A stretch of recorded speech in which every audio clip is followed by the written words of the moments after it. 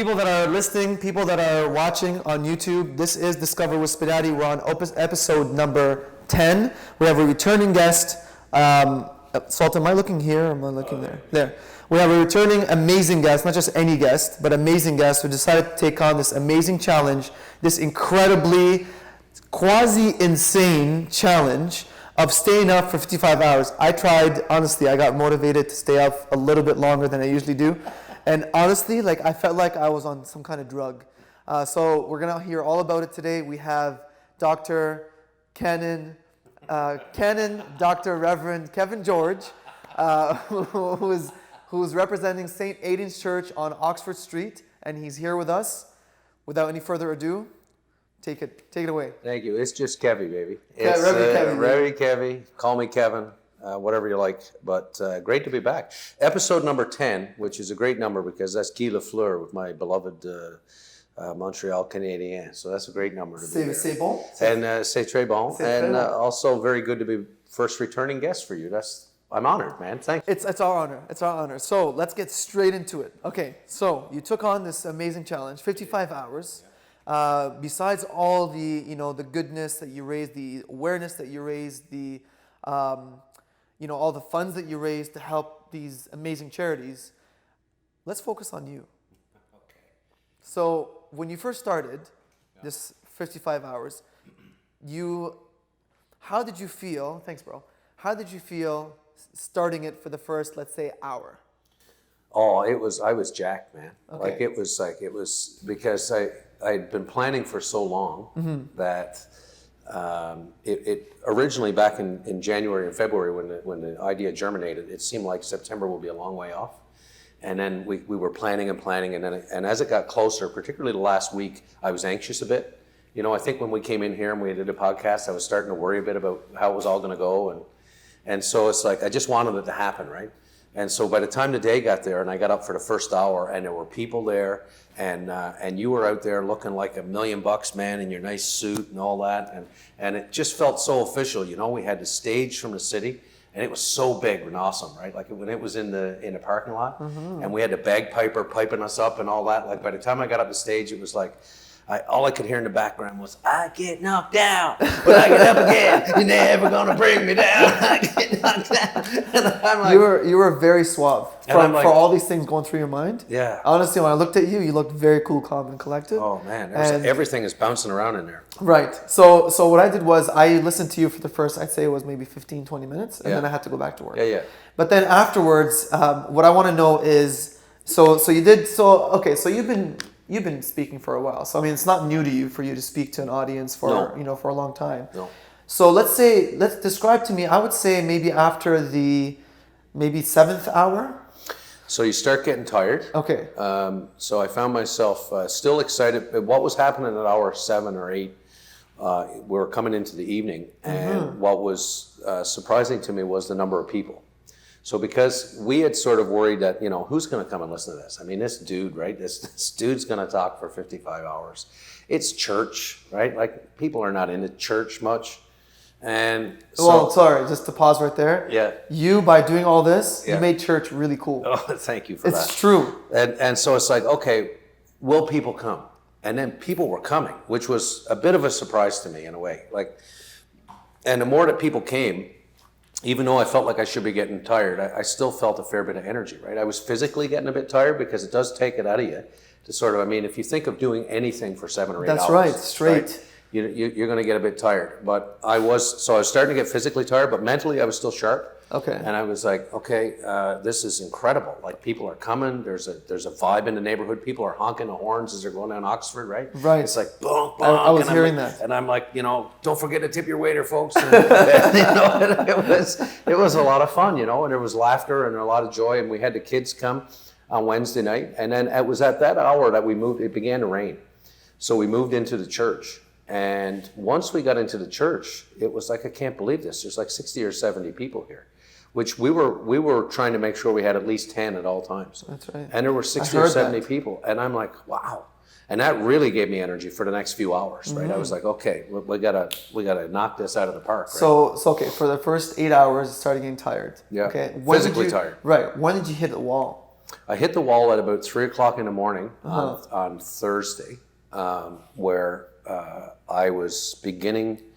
A couple things started to happen. I began to hallucinate a little bit, not much then. The next night was really when I started seeing things.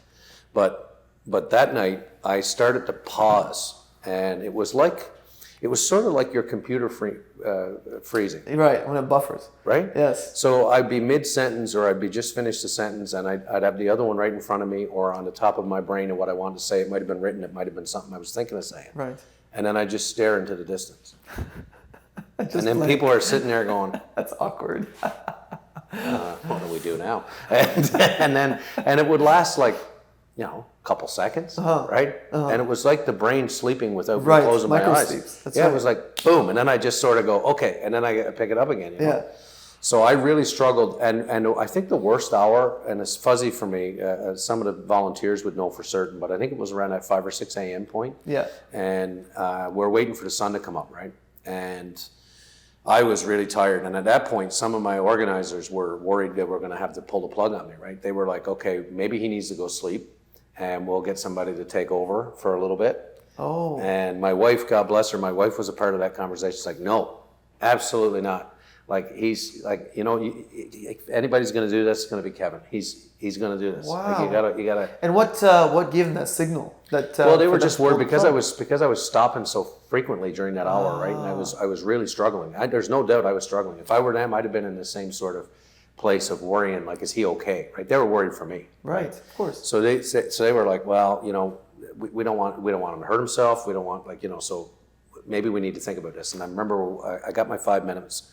I get 5 minutes an hour, and I'm walking over to church, and my great buddy Rob Henderson, who's program managing this, is like, hey man, do you need to take that, like, maybe now, we talked about you could take a nap for a bit, and one of us will jump in. And I'm like, no way, man. Like, I appreciate what you're doing, but no, we're going to be good. We're waiting for the sun to come up. And as soon as the sun came up, I got back out on that stage. Outside? No, actually I didn't. Not on the Thursday morning. I'm confusing mornings now, see. No, because it was raining. But as soon as the sun came up, it was like night and day. I snapped right back to reality. And then I really got a second wind. And that day went by very, seemingly to me, far more quickly than I thought. But I will confess that after that hour, that really bad hour, because I could not have maintained what that was like for 55 hours. Wow. But when the sun came up and it stopped, and I went back to being myself for the next 12, 15 hours, like once, not even that much, once I got a couple of hours of that behind me, I had my wind in my sails again. Like, oh, okay, if that's what's going to happen tomorrow night, no problem. We'll suffer through a couple of bad hours. Right. And then when the sun comes up, I'll be back at it again. At some point, I noticed that you had your feet into water. Yeah, all kinds of stuff happened, man. Why'd you do that? I didn't ask for that, man. I was so well looked after. It's unbelievable. So the nurses, Karen Ferguson, who was our her job title on the committee was the Kevin manager, and her team of nurses were incredible. And one of them, Nancy Hopkins, who's an amazing person and a parishioner at St. Aidan's, she said, would you be okay if I put your feet in water and massaged your feet and put some lotion on and just sort of freshen up your feet and make sure you're okay while you talk? And I'm like, I don't care what you do while I talk. But it was amazing. It was such an act of tenderness and care and love. It was really beautiful. She sat there for 30 minutes. She brought in a tub of water. She cleansed my feet. She massaged them. She put lotion on everything. Were we talking about that in the last podcast? When you were telling me that that's what Jesus did? Yeah, it was very much, you're right. And so I even said something about it in my sermon. I said it's too bad this sermon is not about Jesus washing the disciples' feet, because this is exactly what she's doing. It's an act of service here, right? Right. And everybody, and it was a pretty full church that night too, and I think everybody was really moved by it. And that sermon was about baptism, I remember. So when I was asked, there's promises that are made in baptism. And so I would stand up in the bucket of water, because I said, just imagine I'm in a big font. I'm not a little bucket, but if I'm in a big font. I was there when you said that. Were you there? I was there when you said that. And so, once I got past that first bad night, I was like, you know what, I can do this. Once the sun came up, and I mean, I'm saying the sun came up, it was gray all day, so the sun didn't come up much. But right. But we did manage to get a little. You got a little bit of light. We got some light, and there was a little window of time in there where I could get outdoors for a little bit. Maybe it was that morning. I just don't remember. Right. But I got out for like an hour. Okay. And or two, and got some air. Yeah. And that just like, okay, let's go. Okay. And the smelling salts, man, those things are incredible. Oh, you did that? I did smelling salts. Yeah, man. I was like, So some I don't secrets. right now. I don't have a hair left in my nostrils. I have burned them all out with ammonia. Like it's incredible. So like, you want to burn your nose, folks? Get some ammonia. So how many times did you do that? First night, just a couple times, and it snapped me back for almost an hour. Of course. But on the last leg, every hour. Wow. On the last leg, like the Friday afternoon, I was sucking those things down every 20 minutes. It was like I'm cracking one of these things. I go, woo! It was cross my eyes. Does it leave? I've never tried it. So does it leave like any like after like unpleasant sensation? In your nose? No. It's immediate.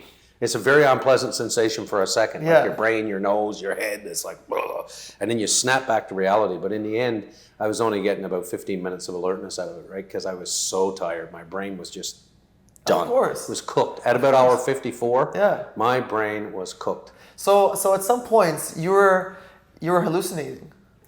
I had some tell wild. me a little bit about those times. The mystics like Gillian of Norwich or Hildegard of Bingen or Teresa of Avila, the old saints, they would have called these things visions that was happening. But honestly, it was crazy. So on the Friday morning, so I'm going to guess about 2 or 3 o'clock, I started seeing this guy over my shoulder, and like literally. Oh yeah, like a really scary looking dude too. Really? Yeah, and raggedy clothes and the whole thing, right? Like it was, over your shoulder. Yeah. And you were talking to everybody. Yeah, and thankfully I'd read up on sleep deprivation, and I sort of knew what to expect, right? So I knew there very likely will be some form of hallucination, right? So the way I dealt with that was I took a look. It was actually this shoulder. I took a look, and it was like, folks, I just want to say out loud, I'm seeing somebody over my shoulder, right? So I know it's not real. I know there's nobody there, but I just want to I want to articulate out loud that, and this is not unusual for somebody who's had no sleep. But if you see me distracted like this, it's because I'm seeing some guy over my shoulder. And so there was what was he doing over your shoulder? Nothing. He was just there. He was just there. Did he have a beard? No beard. No beard. Clean shaven? No, I'd say a few day beard. Okay. And so definitely wasn't me, because a few day beard. Yeah. So he's sitting there, or he's there, and I'm doing my thing.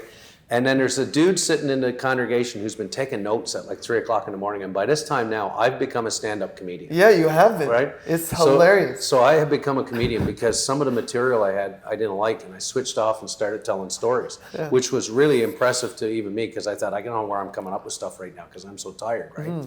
So I'm ripping off, and this guy is taking notes. And I say something about the guy over my shoulder, and he goes, "Oh, it's an angel." And I said, "Man, that is one scary looking angel." And I'm like, "Who's the guy taking notes?" And then I'm so paranoid because this is not the London Free Press, is it? Or like, because I was saying some pretty racy stuff at an hour in the morning, and I'm like, God, I hope this is not the newspaper. Now, when you're saying all this racy stuff, did you you knew you were saying it? Yeah. But in your frontal cortex, it wasn't allowing you to stop. Filtering was not a big deal. I wasn't filtering much. No, and you couldn't filter it. No, I just couldn't. And I mean, it wasn't horrible. I mean, the people who were there it was said a good taste. It was on the edge, right? But it was right. It was like I'm apt to be at any time, except totally uninhibited, right? Right. It's like, here he goes. Right. Right. I know some people had to stop you at some points. Yeah. Including Matt Brown. Matt was worried I wouldn't have a job. He's like, you still want your job. On Monday, buddy. So anyway, so the guy taking notes is funny. At one point, I have one of those space outs, and I went, oh man, now where was I? And the guy reads back my exact sentence from his notes, and I'm like, seriously, dude, you're taking notes now? Like what? So who's that guy taking notes? I have no idea, but he was real, because there were others who saw him. So he was there physically. He was physically there, and then the other vision I had was later in the day, later that morning and into the day. I had a guy doing sign language. There was a guy standing right over here, about 3 feet, doing. And sign he was real. He was real, yeah. Okay. Yeah, black suit, red tie. Okay. No, he wasn't real. Sorry. No, he was a vision.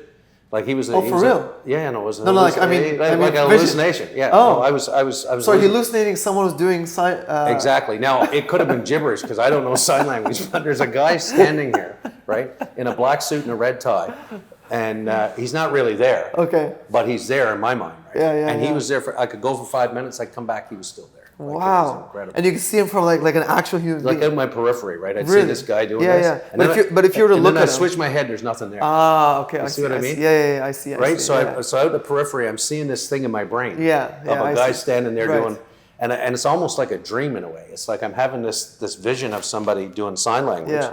And then I switch my head, and there's nothing there. Right. Right. Well, I mean, your brain's missing sleep. So And underneath the podium, the other thing was for like a long time, for many hours, there was this ball of energy. And it was green and purple and red and had the most incredible colors and light. And it just kept swirling around, always below the right-hand corner of the lectern or the podium. Wherever I was, on the stage, in the church, seating, standing, it was there for hours and hours. If I glanced down a little bit, I'd see this ball of light. And you know, like my wife, Catherine Ann, and I were talking about this, and she's a real spiritual person too. Yeah. And she's like, well, you don't know, Kevin. You don't know what this is, right? I know you were tired, but you don't know what God was doing in all this. Like, you know, like this, that ball of energy could have been the Holy Spirit right in the middle of it, you know, like just doing its thing, you know. And it was almost reassuring, right? Like this light was so beautiful. Well, I mean, it's a good thing you didn't freak out. Didn't freak out. Like I said, only because I read enough before I went into this. I tried to study as much as I could about what this might do to me, that I didn't freak out, right? Okay. So I articulated it out loud to people. Right. Like the time, you know, the Apple symbol that comes up when you're turning on your iPad? Yeah. At one point, my page had that on it. Get out. Yeah. So I looked down and the page has the Apple and then the little dial going because it's going to shut down. And you have just paper. Paper, yeah. And I said out loud to people, I said, you're not going to believe this. But I said, you know that little Apple symbol you get when the thing is when you with the dial when it's on my page right now. These are the things that happen. That's too funny. When your brain is overtired. So then so then you hallucinated, you went through all this stuff. What was the hardest part that basically you had to overcome? And then once you overcame that, you're like, okay, that's the final sprint. I think the 3 o'clock in the morning on Friday. On the second day. Yeah, on the Friday. I had, originally when I planned this, I thought the reason I picked the 13th of September was because it was going to be the Feast of St. John Chrysostom, who was the Chrysostom meaning golden mouth preacher, right? So we'd honor him. And I was going to use a whole ton of his material. Well, it turns out there's a whole bunch of problems with St. John Chrysostom if you're going to do that. One of them is it's pretty heady stuff, and it was written in the 3rd century. And at times he's pretty anti-Semitic. So I'm like, okay, well, you know, he had some good points and bad points, but let's not get too far away because people will be bored stiff. Of course. So I decided I have one sermon of his, and I'd use it, right? And then when I'm planning the schedule, I'm like, well, I don't want to do that at prime time, so I do it at 3 o'clock in the morning. Well, that made sense on one end because I didn't have 70 people listening to it. But on the other hand, to read this monotonous, boring, awful sermon at 3 o'clock in the morning, for me was terrible. Oh. And then for the people sitting there were about 20 people there that morning. And I'm 20 minutes into this, and I finally just said, and this is the thing I was almost most proud of in a way, and this was also the biggest hurdle, was I knew right there and then I was in trouble. I got 30 more minutes, 35 more minutes of this. It's going to kill me, and it's going to kill them. And I need to stop this. I need to pull the plug right now. So you switched it right away? I stopped, and I looked up, and I said, folks, I'm sorry, but this is crap. And I can't do this because this has got to be killing you. I know it's killing me, so it has to be killing you. So I'm just going to, and so I was up on the pulpit. So I stepped out, and I said, here's what I'm going to do. I'm going to talk about what it looks like when God is in hot pursuit of you, okay? And so I told him 2 stories. I need 2 stories. You want me to tell the 2 stories? Right now? Yeah. I'll do shortened versions because I took 35 minutes. Yeah. So there were 2 stories, and they were both about my dad, okay? Oh, okay. And I said, here's how I know what it looks like to have somebody who loves you so much that they're in hot pursuit. Well, hold on. I want to interrupt you for 2 seconds. Yeah. Remember when I asked you that question on the podcast, the first podcast? And I said, how do you engage the audience Yeah. when you yourself aren't engaged in a speech. Yeah. And I said, because it's hard to maintain attention. That's right. Even if you're not paying attention to what you're saying, That's right. then people will actually get that energy from you, Yeah. and they'll get bored. That's right. And that was what's happening, man. And it's really cool that actually right now you talked about it, because Yeah. that's a direct follow-up. That's from true. what I Yeah, asked you. it happened, man. It was like, I'm killing me, I'm killing them, I'm killing everybody here. And then you snapped out of it. You stopped the And speech. it was you went at my- impromptu, And it was my most tired moment, man. and it was the most tiring moment. It was 3 o'clock on Friday morning. That's- So by now I've been going like, what, 42 hours, something That's like a that. moment of strength. Right? Yeah. And I'm like- That's how you know you actually have like internal strength Yeah, for you to actually go through any obstacle. We'll talk about that. But yeah, tell me about those stories. So I said, here's how I know what it looks like to have somebody who loves you so much they're in hot pursuit of you all the time. And that's how God is, in hot pursuit of us all the time. And I said, one of them is, when I was 12 years old, my dad I lived in Newfoundland on the water. When I was 12 or 13 years old, I had this little 12-foot boat my dad made me. And I used to go out on the water any calm day, because it had to be flat calm. I had this little 3-horsepower motor. I put it in a wheelbarrow. I wheel it down to the place where we moored our boat in the brook, and then I put it on, and I take my can of gas, and I'd scull out into the harbor, and I put the gas in the thing, and I'd start it up, and off I'd go, and I'd fish. And I'd be out there, a half mile off, nice calm waters, and I'd fish. And I got on this spot right off of the Anglican church. Of course it was off the Anglican church, that's where you get to fish. Jesus said, put your nets down here. So I threw my line in the water, and I'm catching these tomcods, these beautiful little codfish, and I'm getting them 2 at a time, right? It's like amazing. And off in the distance, I could see the wind coming up. You could see the wind on the water. And we all grew up with this, so we knew. I knew right then it was time to leave, but I didn't. I made and listeners, you all know when you make that critical error in judgment, and you just know that you had a place to make a choice and you didn't, or you did, but you made the wrong choice. Yeah. And I'm like, I'm so greedy right now. Because you wanted more fish. I wanted more fish. Right. Is this right? I don't want to stop. Yeah, I yeah. like I like the charge I'm getting out of this. Yeah. I like the fish, Right. So I'm doing this, and then by the time I stop to think, okay, I really got to stop this. The wind is in. And now my little boat is going up and down on the water, right? And then I try to pull up anchor, because I've thrown anchor over. Yeah. And the anchor is what we call run afoul. It won't let go. So I tie it to the boat, and I start the motor, and I try and drag it. Now, whoa, and the rear end of the boat's going down in the water, and the water's coming in. And I'm like 13, right? Right. And I'm like, oh my God, I'm in trouble here, right? So I take the can of gas, dump the gas out, and tie the gas can to the rope and throw it over so I don't lose my dad's anchor, so I can go back and get it after, right? So then I start trying to get home, and these waves are, they're not huge, but they're probably 6 feet, and this is a little boat, and the water is coming in over the back. Right. And as I start coming That's in, scary. and it's never far from home. And so as I get close, there's my dad on the beach. My dad is down on the beach. By the time I get clear, my father is waving his arms. He's frantic, right? Get in here, and he's swearing like a trucker, because that's what he did. But he loved me so much, and his heart then, he was a man at that point in his, it would have been in his late 60s or early 70s. Okay? Yeah. And he's worried about his youngest kid. Yeah. And as I got close to the mouth of the brook where we come in, there was no way, my boat wasn't powerful enough to get in there, because I had a little 3-horsepower motor, and with all these waves. And I'm like, I don't know what's going to happen here. And I got close enough to throw him the painter, the rope on the front of the boat.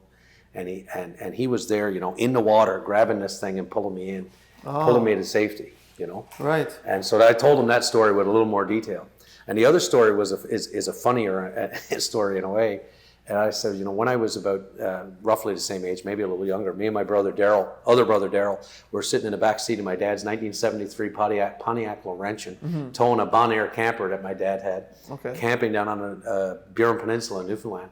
And like all brothers, we used to fight, and poke at each other. My dad used to say, God damn it, if you guys don't stop this, I'm going to leave you down here, right? Like, I'm going to leave, if you don't sit down and shut up, I'm going to leave you in this place, right? Right.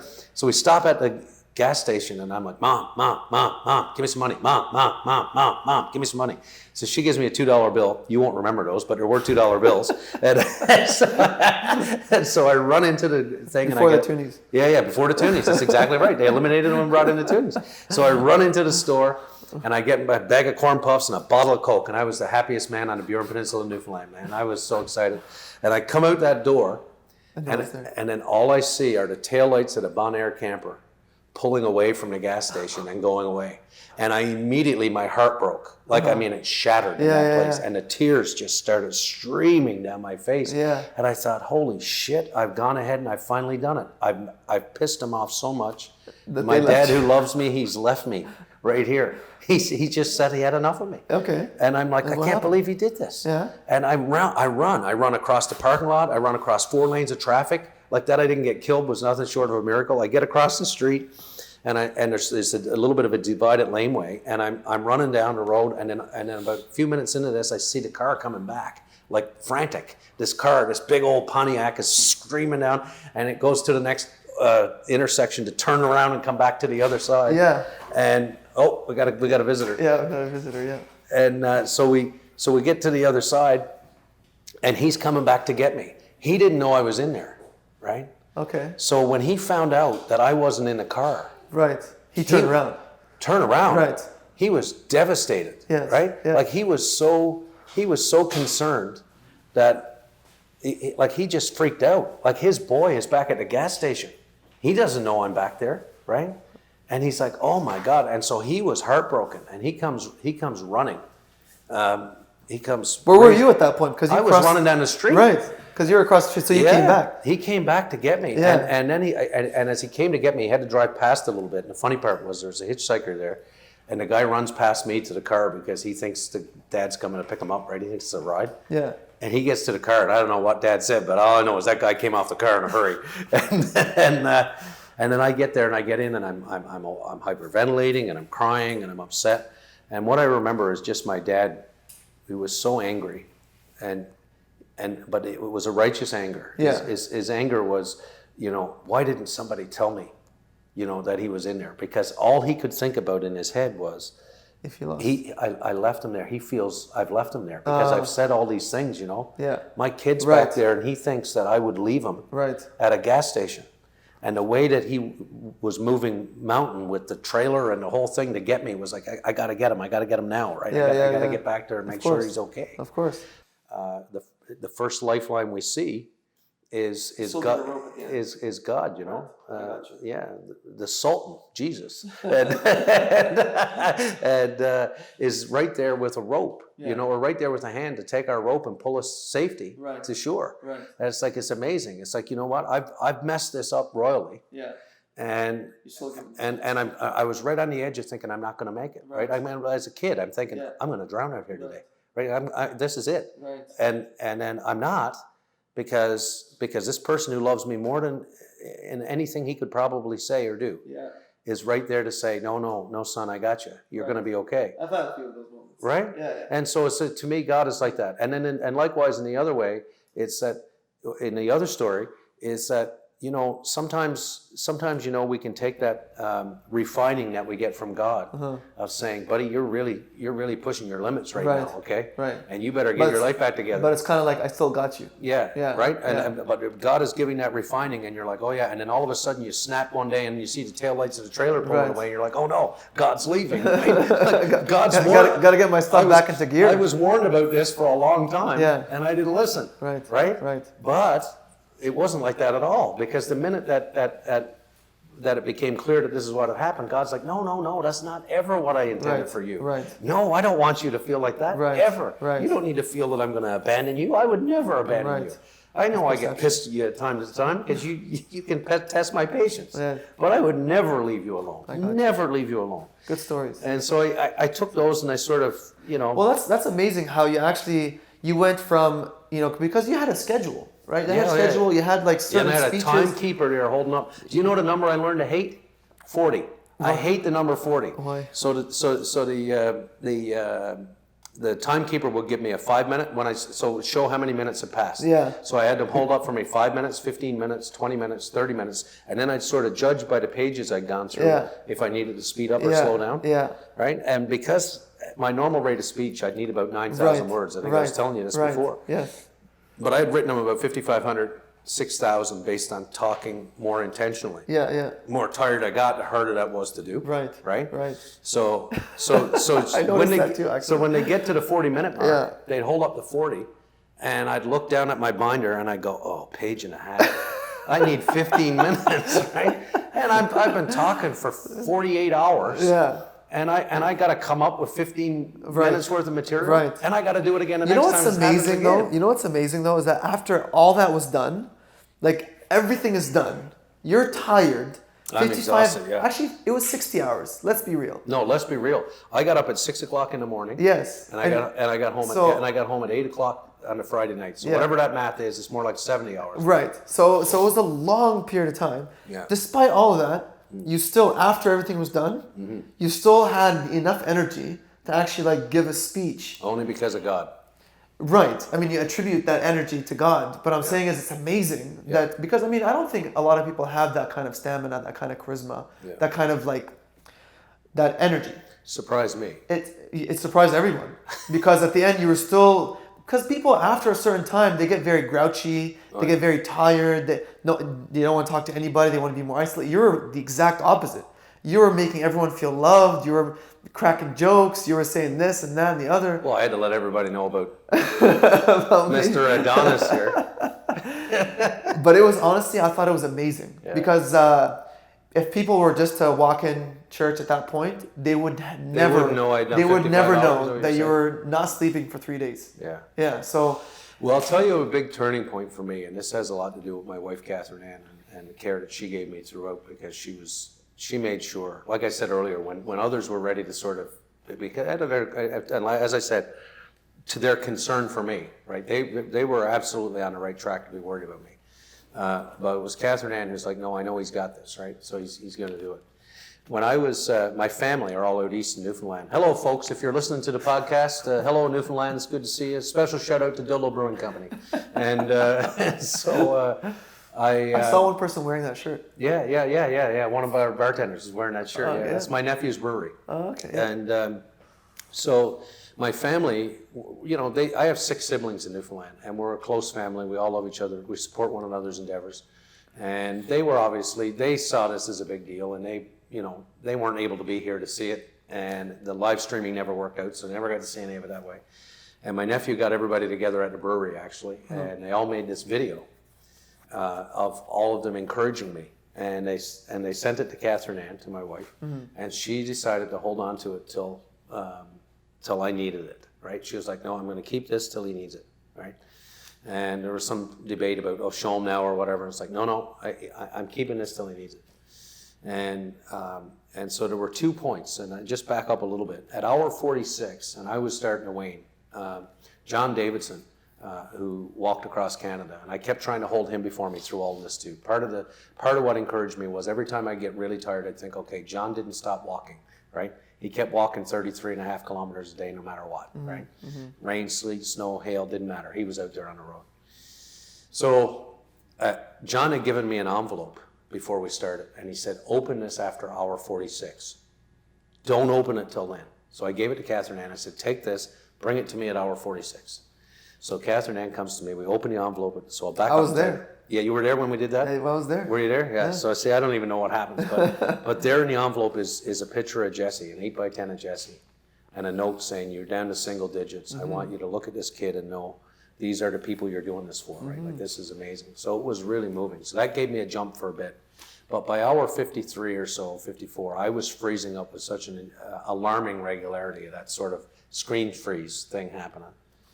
And Catherine Ann came up and sat down next to me and assured me and said, it's okay, you're gonna be okay. And then she said, okay, I want you to watch this. And she took out her phone, and she took the microphone and put it next to it so that people could hear the video. And she played the video, and sort of emotional. Family, and I was so tired, man. Like, I was like, I don't know how I'm gonna get this last hour in, right? And then one after another, it was my siblings coming and my nieces coming and saying, Uncle Kevin, you got this, and come on, Kevin, you can do this. And, wow. And then after that, honestly, I never missed a beat. I almost rapped the last hour, and I felt good. Yeah. I felt good about the hour. I felt like I was given a sermon like I would give a sermon on Sunday morning in the last hour. Wow. And then when I got in, you were inside when the media came in afterwards, and I just felt so, I don't know, relieved isn't one word, but I really felt a sense of achievement, only in the sense that I felt that it was a good moment for both Anova and Jesse's journey, and a really good moment for the church, in that we had done something which was clearly momentous, that clearly caught fire and attracted people and got people's attention, and I think may have ignited their imagination a little bit. And that we spent 55 hours talking about the marginalized, the disenfranchised, the people who are struggling with homelessness and opioid addiction, and LGBTQ2S plus community who feel rejected from the church, and talking about migrants and about extending tables instead of building walls. So I felt really good. By the time the media came in and you came in and everybody else came in, I just felt like, you know what, I can't believe God has done all this. Like this is, That's amazing. When I prayed about this back in the winter, I mean, I would have wanted all that, but I would have never dreamt that it could happen. Right. That's right. And to feel that, and that's why when the CTV came in or the London Free Press, I was riffing, you know, I'm like making jokes, and she's like, oh, you got all these sermons to use now for the next year. And I'm like, are you kidding me? We don't serve leftovers. I like that. We're going to start fresh. I love that line. Every week, you know. I love that line. It was just, I felt really good, and I was surrounded by people that loved me, and I felt, and that was the other thing I felt was incredible love. It was one of those times where I was reminded of how valuable my 25-year relationship with my wife is, because she was by my side through the whole thing and really cared for me at every bit of that 55 hours. She was there for far more than I thought she should have been, because I was worried about her. And I think that's one person that hasn't gotten enough praise that she deserves. Yeah. But I actually want to say that you get what you give. So because you were giving a lot of love, that's why you're receiving a lot of love. Well, that's very kind.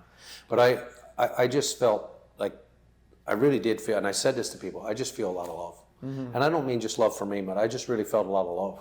And so I went home really satisfied. Like I think one of the media asked me that, what are you going to go home, what are you taking away? I said, honestly, I just feel a lot of love.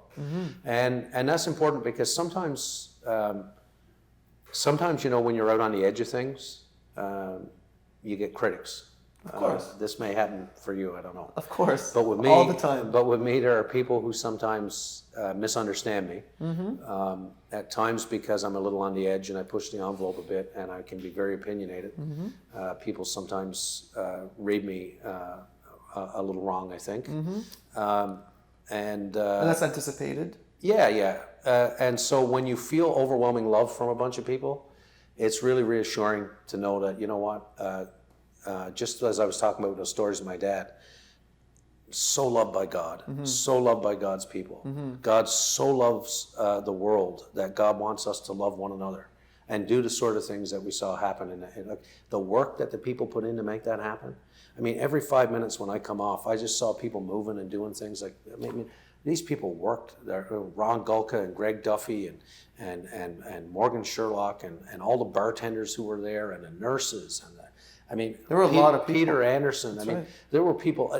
We had our big commercial fridge give out in the middle of this thing as we're getting ready for this massive barbecue, and I don't even know any of it's happening. They removed a commercial fridge. They bought 2 new fridges to replace it.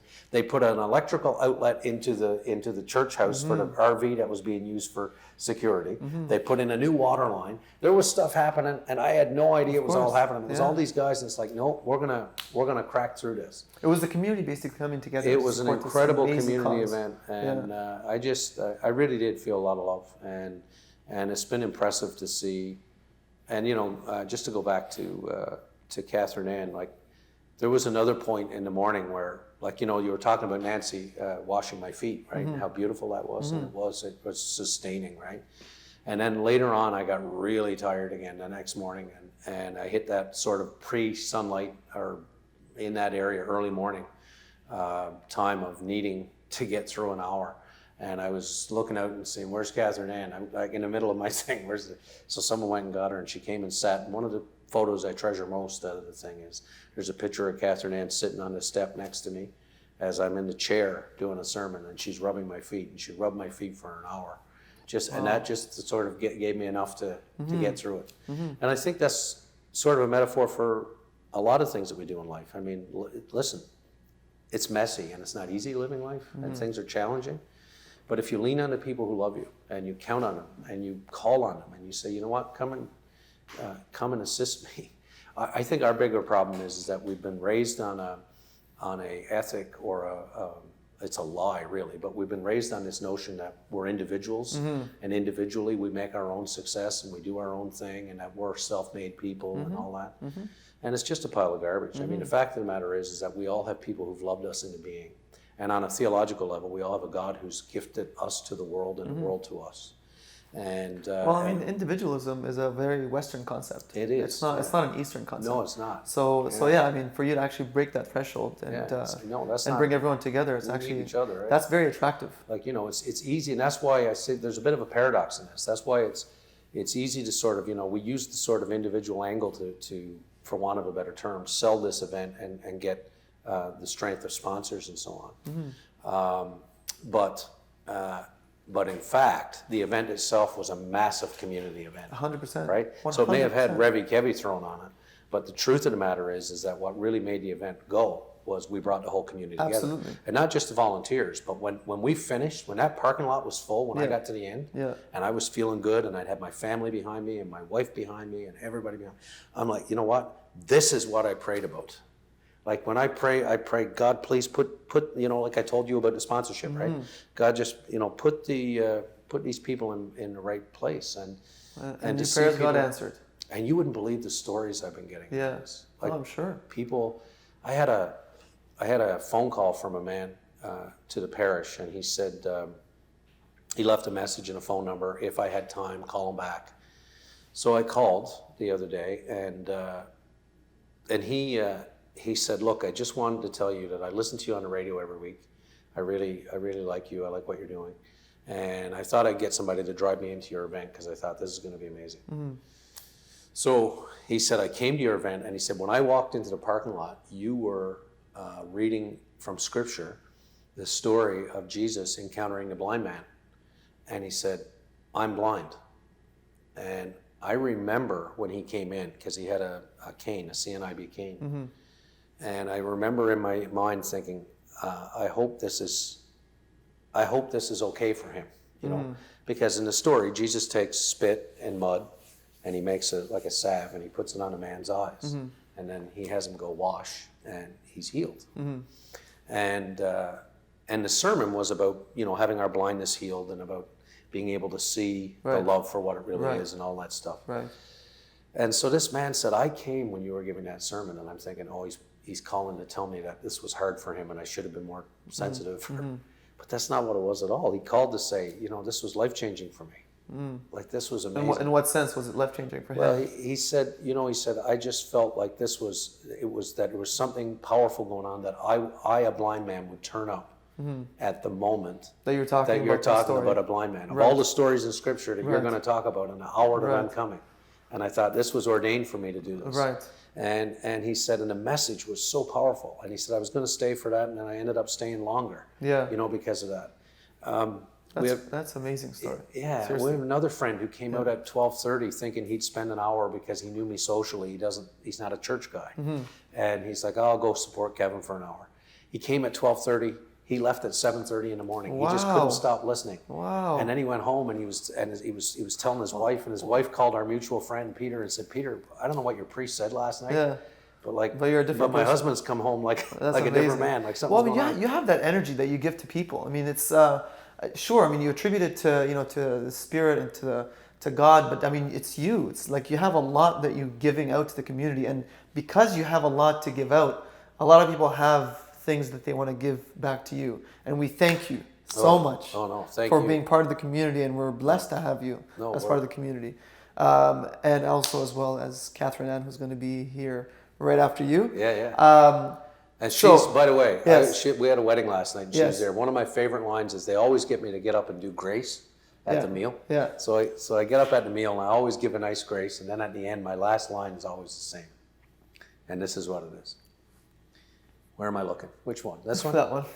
Thank you, Jesus, for my smoking hot wife. and that's my tagline at every wedding grace. You're hilarious. Okay, so listen to this. So So now it seems like you're, I'd say maybe 99, let's say 90%. 90%. 90% recovered. Yeah. So high five to that. Yeah. That's awesome. You did great. You did Thanks, amazing. buddy. You're looking fantastic. Thank you, buddy. There's one thing though that I haven't done yet. That's right, yeah. I was going to have to send out some Italian guys that... You owe us something. Yeah.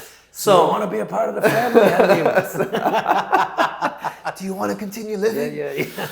So, this is... We don't want to break your bones. So, this is the $10,000 donation that Sbenati Dentistry has pledged. Yes. And now it's time for you to receive it. Time for St.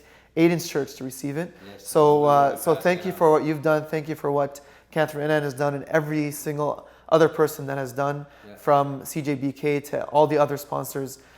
This is just basically the cherry on top. Yeah, it really is, and we can't thank you enough. And you know what was really good too, and I got to say is, and it's true of all the sponsors. All the sponsors came out at some point, which was amazing. Like I looked, and there wasn't one of those sponsors that didn't get out at some point and be there. But for you, I got to say to you personally, for being there as often as you were. For bringing the remarks that you did both at the beginning and the end, which really sort of allowed the sponsors to know that they were loved as well because you were speaking on their behalf. But you're a new business here, a new practice here, I should say. It's more than a business because it's a calling that you have to be a dentist.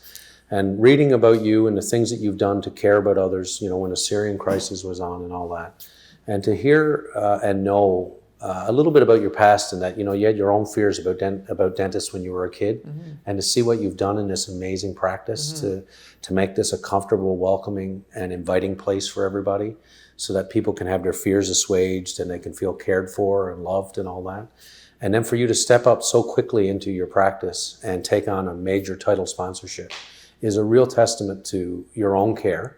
And it really says a lot about what you're going to do in this London community. We're very fortunate. And as a resident here in Northwest London, I live near this place, I am just overwhelmingly grateful that you've come here, because I know that while you're going to be here dealing with people's dental needs, but you'll do more than that because you'll care for their spirit when they come in here. Absolutely. I'm also glad to know that you're going to be in the community because you care about London, and you're going to do what you can in acts like this to help organizations that need it. So God bless you for doing that. You're a good man, my brother. Thank you. And it doesn't hurt that he looks good too. He's an incredibly good looking man. Thank you so much. So thank you. Thank you guys for tuning in. This has been another amazing episode number 10.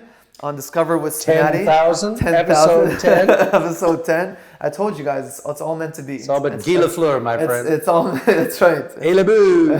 Montréal. Thank you guys for tuning in. Thank you for those that are listening in. Thank you for listening. Make sure you tune in for episode number 11. We have Catherine Ann coming on. It's going to be really exciting because she's going to give her perspective on what happened during the 55 hours for Hope, sponsored by Sbenati Dentistry. Thanks again. Love you guys, and we'll see you guys soon.